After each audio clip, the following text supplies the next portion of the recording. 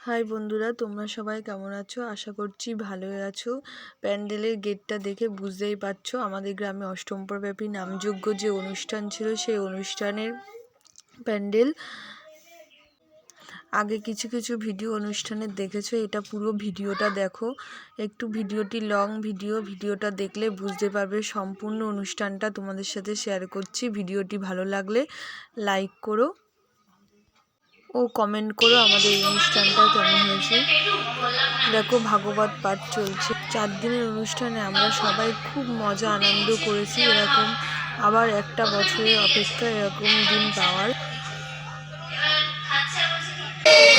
ভাগবত পাঠ শেষ হওয়ার পরে লীলা কীর্তন শুরু হয়ে গেল। লীলা কীর্তন দিয়েই আজকে অনুষ্ঠান শেষ হবে। ভিডিওগুলো দেখতে থাকো, বুঝতেই পারবে।